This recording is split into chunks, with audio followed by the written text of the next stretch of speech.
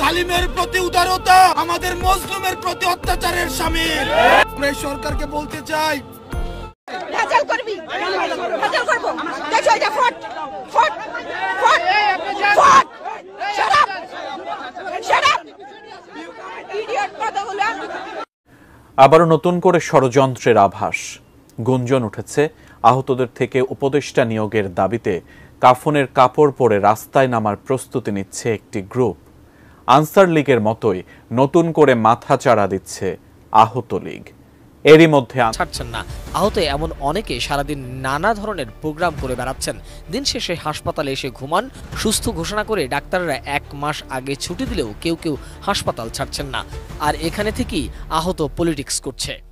আসসালামু আলাইকুম দর্শক, দেশ ও দেশের বাড়ি থেকে যারা এই মুহূর্তে ভিডিওটি ওপেন করেছেন সবাইকে অসংখ্য অসংখ্য ধন্যবাদ।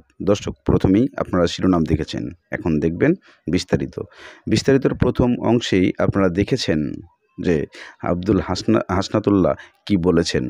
সরকারকে নম্র ভদ্র হতে নিষেধ করেছেন, জালিমদের পাশে দাঁড়াতে না করেছেন।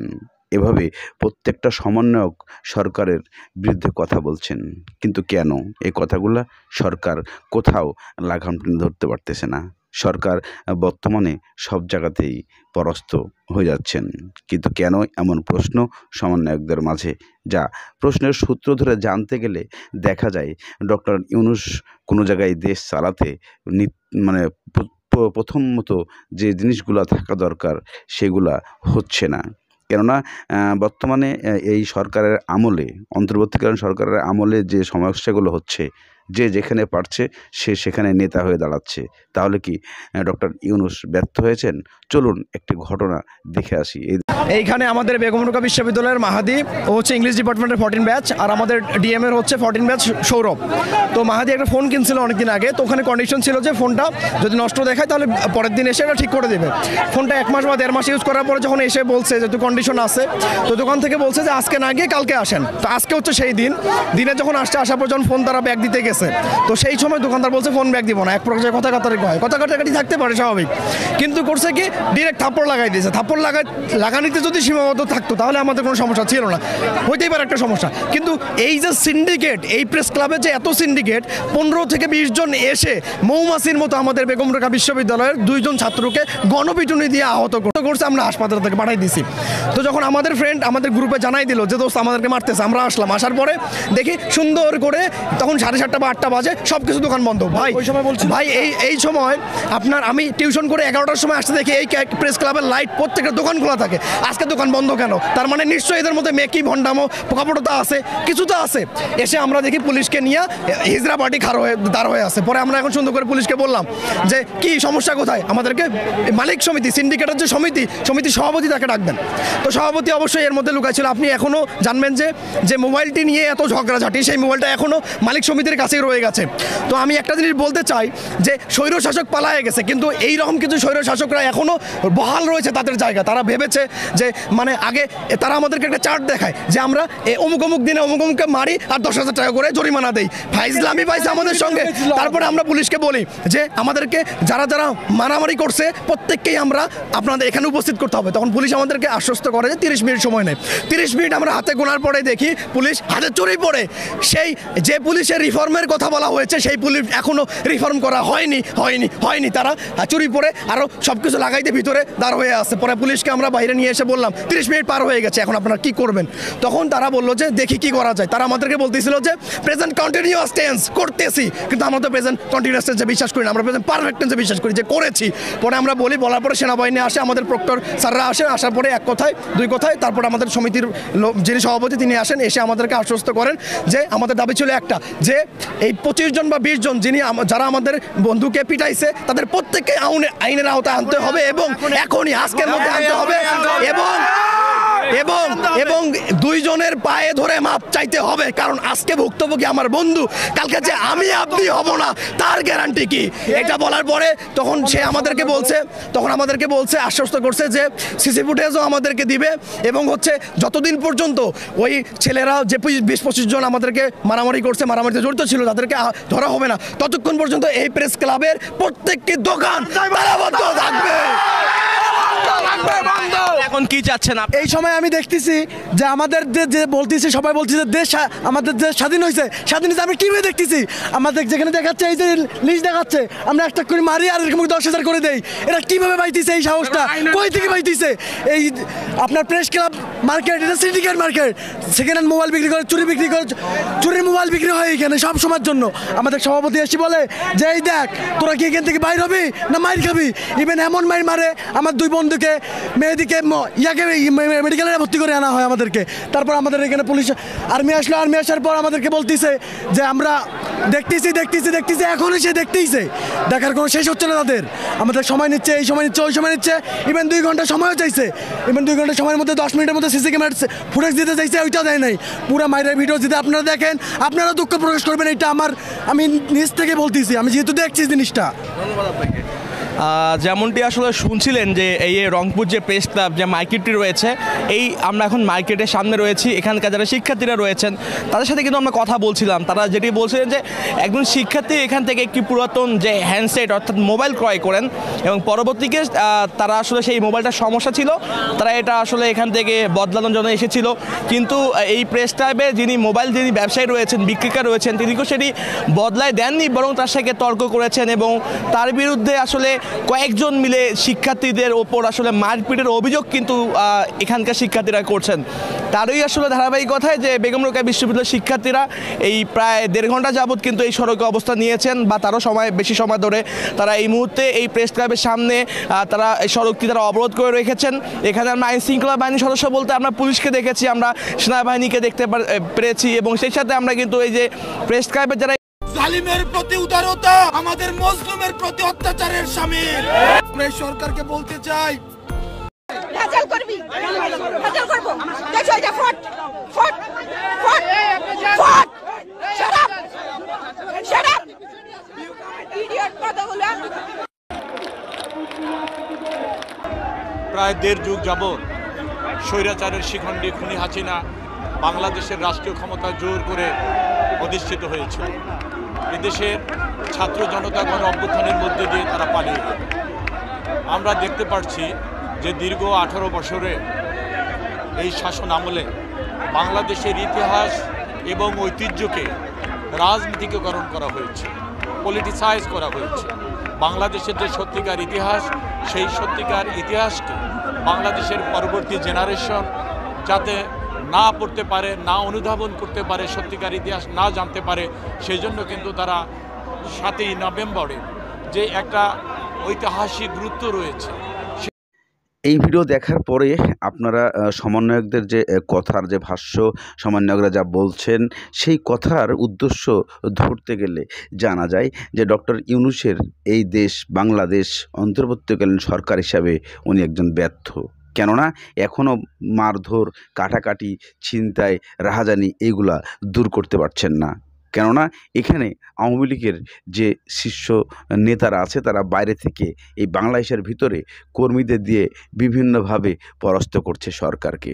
তবে আওয়ামী লীগ সরকার এভাবে দূর থেকে বসে তীর ছুঁড়ে পারবে কি ডক্টর ইউনূসকে থামাতে, নাকি ডক্টর ইউনূসই ছেড়ে যাবেন এই দেশটাকে?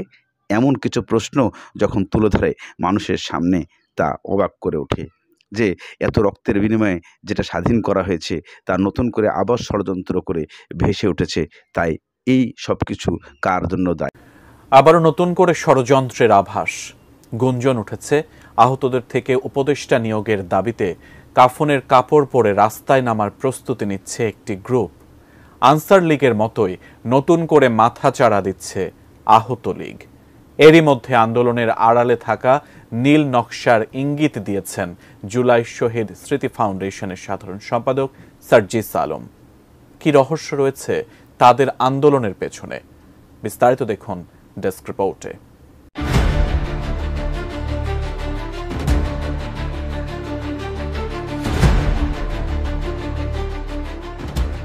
জুলাই আগস্ট ছাত্র জনতার আন্দোলনে আহতদের চিকিৎসা নিয়ে বিভিন্ন স্তরে চলছে নানা আলোচনা সমালোচনা। আওয়ামী লীগের আহত অনেক নেতাকর্মী মিশে গেছেন আন্দোলনকারী আহতদের সাথে। এর ফলে নতুনভাবে ষড়যন্ত্রের চেষ্টা করছে আওয়ামী লীগের অংশটি। এ নিয়ে শুক্রবার রাতে সামাজিক যোগাযোগ মাধ্যমে সাইদুর রহমান খান নামের একজনের ফেসবুক পোস্ট শেয়ার করেন বৈষম্যবিরোধী আন্দোলনের অন্যতম সমন্বয়ক ও জুলাই স্মৃতি ফাউন্ডেশনের সাধারণ সম্পাদক সার্জিস আলম। কোয়ালিটি সম্পন্ন আন্তর্জাতিক মানের CMT 500W CSRM committed for better still. ওই পোস্টে বলা হয়, আহতদের এক গ্রুপের দাবি হলো ওদের এখন উপদেষ্টা বানাতে হবে। আজকালের মধ্যেই একটা গ্রুপ কাফনের কাপড় পরে রাস্তায় নামার প্রিপারেশন নিচ্ছে। এরা রাস্তায় শুয়ে পড়বে, উপদেষ্টা না করা পর্যন্ত উঠবে না। আর এ নিয়ে সারা দেশে নিউজ করা হবে, আহতরা চিকিৎসা পাচ্ছে না। আওয়ামীপন্থীদের ফেসবুক পেজ এ টিম সহ বিভিন্ন পেজ থেকে ব্যাপকভাবে শেয়ার করা হচ্ছে এই বার্তা। আর এ নিয়ে জোরসোরই চলছে প্রচারণা। সাইদুর রহমান খানের ওই পোস্টে লেখা হয়, এদের মধ্যে অনেকেই ছাত্রলীগের কর্মী। ছাত্রদের হাতে মার খেয়ে আহত সেজে এখন আর হাসপাতাল ছাড়ছেন না। আহত এমন অনেকে সারাদিন নানা ধরনের প্রোগ্রাম করে বেড়াচ্ছেন। দিন শেষে হাসপাতালে এসে ঘুমান। সুস্থ ঘোষণা করে ডাক্তাররা 1 মাস আগে ছুটি দিলেও কেউ কেউ হাসপাতাল ছাড়ছেন না। আর এখানে থেকেই আহত পলিটিক্স করছে। সার্জিসের ওই শেয়ার করা পোস্টে লেখা হয়, এদের এখন দাবি হলো হাসপাতাল ভিত্তিক নেতা নিয়োগ করতে হবে। তার বক্তব্য মতে, হাসপাতাল কি রাজনীতির জায়গা? একজন আহত মানুষের নেতা হওয়ার শখ থাকে। এর পিছনে দুটি কারণ আছে বলেও সাইদুর ওই স্ট্যাটাসে উল্লেখ করেন। এক, এদের সাথে ছাত্রলীগের শক্ত যোগাযোগ আছে, আর এসব করছে যাতে সাধারণ মানুষ মনে করে সরকার আহতদের চিকিৎসা করাচ্ছে না। 2, সরকার আহতদের টাকা আর কার্ড দেওয়ার ঘোষণা দিয়েছে। এখানে নেতা হতে পারলেই বড় অঙ্কের টাকা কামানোর সুযোগ নিতে পারবেন। ওই পোস্টে আরও বলা হয়, এত সাহস আমাকে আধা ঘন্টা যাবত মারতেন, তারপর আমাকে ঠান্ডা কড়কড়া ঠান্ডা মানে আমাকে খাওয়াতেন, এরপরে আবার মারতেন। আমার বাবা কি দোষ করছিল? আমার বাবা তো তোমাদেরকে কিছু করেনি। আমার বাবা গত 18 জুলাই নামাজ পড়ার পরে যখন বের হয়েছিলেন, পুলিশ এবং ছাত্রলীগের সৈন্যরা সবাই মিলে তাকে ঘিরে ধরেছিল। আসসালামু আলাইকুম, আমি মোহাম্মদ রাইয়ান ইসলাম। আমার পিতা গত 18 জুলাই থেকে নিখোঁজ ছিলেন আমাদের পার্শ্ববর্তী এলাকা গোলাপবাগ থেকে। সবাই আমাদের এখানে জানেন যে আমাদের গোলাপবাগ যাত্রাবাড়ির ওখানে কিভাবে নৃশংসভাবে ফ্যাসিস্ট সরকারের বিরুদ্ধে যখন সবাই রুখে দাঁড়াচ্ছিল, তখন তাদেরকে কিভাবে গণহত্যা চালানো হয়েছে। ঠিক তখনই আমার বাবা 18 জুলাই এশার নামাজের পরে যখন মসজিদ থেকে বের হন, এলাকার সবাই আমার বাবাকে দেখেছিলেন। সবাই বলতেছিলেন যে আমার বাবাকে নাকি পুলিশ এবং ছাত্রলীগ সৈন্যরা ঘিরে ধরে রেখেছিলেন যাতে আমার বাবা কোনোভাবে বের হতে না পারে। সবার কাছে উদ্দেশ্য ছিল যে আমার বাবা সাধারণত পক্ষে সাধারণ একজন মানুষ এবং কম্পিউটার ট্রেনিং সেন্টার ছিল তার। তিনি সচরাচর প্রতিবারই পাঞ্জাবি পায়জামা পরে বের হয়েছিলেন। তো তাদের মধ্যে ছিল যে আমার বাবা হয়তো বা জামাতের কোনো বড় কোনো লিডার বা বড় কোনো পর্যায়ে আছে, হয়তো আমার বাবা এর সাথে জড়িত। কিন্তু আমার বাবা ওই দিন শুধুমাত্র মসজিদ থেকে নামাজ পড়ে বের হয়েছিলেন। নামাজ পড়া যদি খারাপ হয়ে থাকে, তাহলে এই বাংলাদেশের মুসলিম কান্ট্রি হিসাবে একটা জিনিসই বলার থাকবে যে মুসলিম কান্ট্রিতে যদি নামাজ পড়া যদি আপনার দোষ হয়ে থাকে, মসজিদ থেকে বের হনো যদি তাদেরকে জামাত শিবির বলা হয়, তাহলে তো মসজিদ মাদ্রাসায় যারা আছেন তারাও তো সবাই জামাত শিবির। তাদেরকেও তো তাহলে গণহত্যা করা উচিত ছিল। এবং আমরা যারা স্টুডেন্ট ছিলাম, আমরা কি দোষ করেছিলাম? আমরা কি শুধু আমাদের কোঠা এটা চাওয়াটা কি আমাদের ভুল ছিল? আমার সরকারের কাছে এই কোশ্চেনগুলো রইল জানি আমি এই কোশ্চেনগুলোর আমি অ্যান্সারটা পাই। এবং আমার বাবা গত 18 জুলাই নামাজ পড়ার পরে যখন বের হয়েছিলেন, পুলিশ এবং ছাত্রলীগের সৈন্যরা সবাই মিলে তাকে ঘিরে ধরেছিল এবং তাকে নাকি চড়থাপ্পড় দিয়ে এলাকা থেকে বের করে নিয়েছিল। পরবর্তীতে কেউ নাকি তাকে দেখেনি, তবে পরবর্তীতে ইনভেস্টিগেশনে জানা যায় যে আমার বাবার লাশ নাকি দক্ষিণ কাজলার টোল প্লাজার সামনে নাকি ফেলে রাখা হয় রক্তাক্ত অবস্থায়। ওখান থেকে নাকি যাত্রাবাড়ি থানা নাকি তাদেরকে আমার বাবার লাশকে নাকি উদ্ধার করে শাহবাগ থানায় নাকি হস্তান্তর করে এবং শাহবাগ থানা নাকি শাহবাগ থেকে আপনার ঢাকা মেডিকেলে হস্তান্তর করে। তারপর থেকে আমি 18 জুলাই থেকে বিগত যাবৎ আপনার আগস্টের 10 তারিখ পর্যন্ত আমি আমার বাবার লাশ অনবরত খুঁজতে থাকি যে আমার বাবা কোথায়, আমার বাবার লাশ কোথায়। আমার এখনো ক্লিয়ার মনে আছে 24 তারিখ আঞ্জুমান মফিদুল ইসলাম বলেছিল যে 24 তারিখ নাকি তারা তাদের লাশ এখানে এসে দাফন করে এবং তারা নাকি ওই দিনই নাকি ঢাকা মেডিকেল থেকেও নিয়ে আসে। আমার এখনো স্পষ্ট মনে আছে আমি 24 তারিখ সকালবেলা ঠিক দুপুর 1টা বাজে আনুমানিক আমি আমার বাবার লাশের জন্য আমি ঢাকা মেডিকেলে যাই। পুলিশ আমার সাথে অনবরত তর্ক বিতর্ক করে। এক পর্যায়ে একজন পুলিশ সে বলে যে আমাকে একটা পুলিশ পারমিশন নিয়ে আসতে ঢাকা মেডিকেলে ঢোকার জন্য। আমি বলি যে আচ্ছা ঠিক আছে, আপনি আমাকে পুলিশ পারমিশন এনে দিলে ঢুকতে দিবেন তো? তিনি বলেন যে হ্যাঁ, আমি তো আমাকে ঢুকতে দিব। আমি আমার থানায় আসি, আমার ওয়ারি থানায় এসে আমি অনেক কষ্ট করে তাদের কাছ থেকে একটি পুলিশ পারমিশন নিই। পুলিশ পারমিশন নিয়ে আমি যখন তাদের কাছে যাই, তারা আমার সাথে প্রচুর খারাপ বিহেভ করে। তারা বলে যে পরিস্থিতি যখন স্বাভাবিক হবে তখন তুমি তোমার বাবার লাশ এমনিই পাবে। আমি বলি যে আমার বাবার লাশ আছে না কি আছে তা তো আমি জানি না, আপনি কিভাবে বললেন যে আমার বাবার লাশ আছে? তিনি বলতেছে যে এখানে যেহেতু তুমি আসছো, তুমি অবশ্যই তুমি ধারণা করে আসছো যে তোমার বাবার লাশ আছে। আমি বলছি যে অবশ্যই না, আমার বাবা তো এখানে ট্রিটমেন্ট অবস্থাও থাকতে পারে, গুলিবিদ্ধ তো হতে পারে, আপনি কিভাবে বলেন এই কথা? যখন তার সাথে তর্ক বিতর্ক চলতেছে, এক পর্যায়ে তিনি আমার গায়ে হাত তুলেন। আমার দুজন বন্ধুরা ছিল, তারা আমাকে যখন পিছনে ঠেলে নেয়, তারা আমাকে বলে যে পিছন থেকে নাকি 2 জন পুলিশ নাকি তাদের রাইফেল নাকি রিলোড করে নিছে আমাকে মারবে বলে, আমার দিকে নাকি টাক করবে। আমাকে আমার বন্ধুরা তখন টেনে হিচড়ে নিয়ে আসে। আমি যদি আমার এখনো কনফিডেন্স আছে যে আমি যদি ওই দিন যদি ঢুকতে পারতাম, আমি আমার বাবার লাশ পেতাম। অ্যাটলিস্ট আমি আমার বাবার নিজের লাশটা আমি নিজের হাত থেকে অ্যাটলিস্ট দাফন করতে পারতাম। আমার এখনো মনে আছে ওই পুলিশের সাব ইন্সপেক্টরের নামটা কামরুজ্জামান, আমার তার নামটা এখনো স্পষ্ট মনে আছে। তার সাথে আমার তর্ক বিতর্ক হয়েছিল। উনি কোন থানায় এটা সঠিক আমি বলতে পারতেছি না, তবে তিনি ঢাকা মেডিকেলের আপনার শেখ হাসিনা বার্ন ইউনিটের যে গেটটা সেখানে তিনি দাঁড়িয়েছিলেন। তার সাথে তখনই আমার তর্ক বিতর্ক হয়। তারপর যখন কোনোভাবে পাচ্ছিলাম না, 5ই আগস্টের পরে গিয়ে আমি অনেক খোঁজাখুঁজির পরে এক পর্যায়ে আমি ভাবি যে হয়তোবা আমার বাবা নিহত নাও হতে পারেন, হয়তোবা আমার বাবা কোনো জেলে আছেন। আমি কেরানীগঞ্জ, কাশিমপুর 2 জায়গায় আমি দৌড়াদৌড়ি করি, আমার বাবা তো বের হয়ে আসবে, আমার বাবার কে অ্যাটলিস্ট জড়িয়ে তো ধরতে পারবো। আমি তাও পারিনি। 10 তারিখে আমার কাছে আর কোনো উপায় না পেয়ে আমি ঢাকা মেডিকেলে যাই। ঢাকা মেডিকেলে যাওয়ার পরে আমাকে বলে যে এখানে বাবা কোনোভাবে আমরা এখন কোনো তথ্য দিতে পারবো না। অনেকক্ষণ পর কোনোভাবে যখন আমি আর কোনো উপায় না পাই, তখন আমি অনেক কষ্ট করে আমাদের ঢাকা বিশ্ববিদ্যালয়ের ফরহাদ ভাইয়ের সাথে আমি দেখা করি। ফরহাদ ভাইয়ার সাথে আমি পরিচালকের রুমে যাই যখন, তখন আমাকে পরিচালক বলে যে যেহেতু তোমার বাবা, আমি তোমাকে এখন বলে দেই, তবে তুমি এই কথাটা গোপন রাখবে। কিন্তু এখন যে সময়, তার এই কথাটা গোপন রাখার মতন।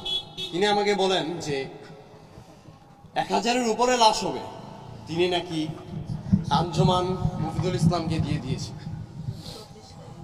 1000-এর উপরে লাশ হবে, তিনি নাকি আঞ্জুমান মফিদুল ইসলামকে দিয়ে দিয়েছে।